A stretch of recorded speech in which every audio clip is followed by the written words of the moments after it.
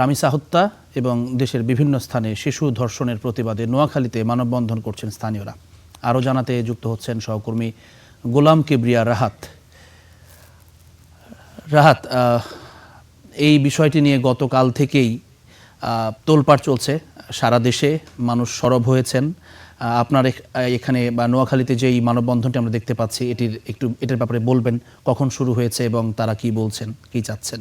জি javelin, সকাল 10টা বাজে জেলা প্রশাসক কার্যালয়ের সামনে থেকে মানববন্ধন শুরু হয়েছে। এখনো পর্যন্ত মানববন্ধনটি চলছে।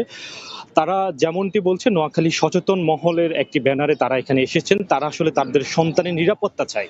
তারা চায় যে আইনের যে ফাঁকফোকর আছে, যে ফাঁকফোকরের মধ্য দিয়ে এখান থেকে আসামিরা বের হয়ে যায়, তারা তার নিরাপত্তার জন্য এখানে দাঁড়িয়েছেন। এখানে অনেক কর্মজীবী মা দাঁড়িয়েছেন, এখানে অনেক কর্মজীবী বাবা দাঁড়িয়েছেন, যারা তাদের সন্তানকে এখানে রেখে এসেছেন। নিজের সন্তান একা বাসায় আছে, তারা তাদের নিরাপত্তা চায়। আমরা এখানে কথা বলেছি, এখানে অনেকে আছে যারা এখানে এসে নিজে কান্না জড়িত কণ্ঠে বলছেন যে আমরা আমাদের সন্তান নিরাপত্তার জন্য এখানে দাঁড়িয়েছি। আমাদের সাথে এখানে মানববন্ধনে বেশ কিছু অভিভাবক আছেন যারা এখানে দাঁড়িয়েছেন। আমরা একজন অভিভাবকের সাথে কথা বলবো, তার কাছে জানতে চাবো আসলে আপনি কেন এখানে দাঁড়িয়েছেন। ধন্যবাদ আপনাকে। আমরা আসলে এখানে দাঁড়িয়েছি রামিসার বাবা মার পক্ষ থেকে, আমার সন্তানের পক্ষ থেকে, আমাদের সবার সন্তানের পক্ষ থেকে। আমি আসলেই জানি না আমি বাসায় যে আমার শিশুটিকে নিরাপদ দেখবো কিনা। আমি এই শঙ্কা এখানে দাঁড়িয়েও করছি যে আদৌ বাসায় যে আমাদের যাদের বাচ্চা বাসায় আছে বা স্কুলে আছে বা তাদেরকে নিরাপদে আমি আবার বুকে নিতে পারবো কিনা। আমি বিচার চাচ্ছি। এই রামিসার ধর্ষকের এবং এই হত্যাকারী সে নিজে স্বীকার করেছে, কাজেই কাল বিলম্ব না করে 24 ঘন্টার ভিতরে তাকে প্রকাশ্যে ফাঁসিতে ঝুলানো হোক।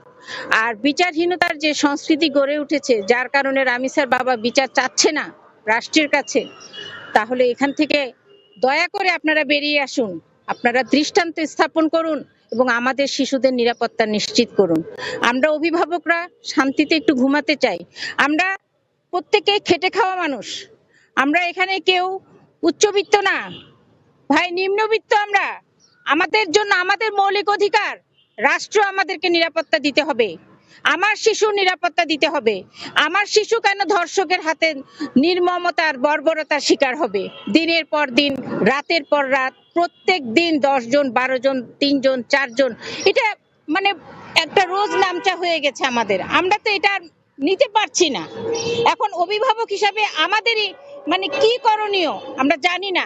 সে কষ্টে, রামিসার বাবার কষ্টে, ওদের রামিসার চেহারা মনে করে আজকে এখানে না দাঁড়িয়ে আমরা পারি নাই। আমরা আমাদের বিবেকের তাড়নায় আমরা এখানে এসেছি।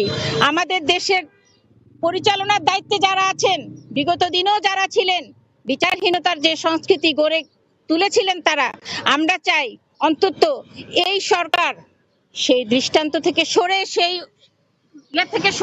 জি, আপনি যেমনটা শুনছিলেন, আসলে এখানে যারা দাঁড়িয়েছে তাদের একটাই দাবি, তারা সন্তানের নিরাপত্তা চাই এবং একটা নিরাপদ পরিবেশের মাধ্যমে তাদের সন্তান যেন বেড়ে ওঠে। এই ছিল নোয়াখালী জেলা প্রশাসক কার্যালয় থেকে আমার কাছে সর্বশেষ অবস্থা। ধন্যবাদ রাহাত আপনাকে।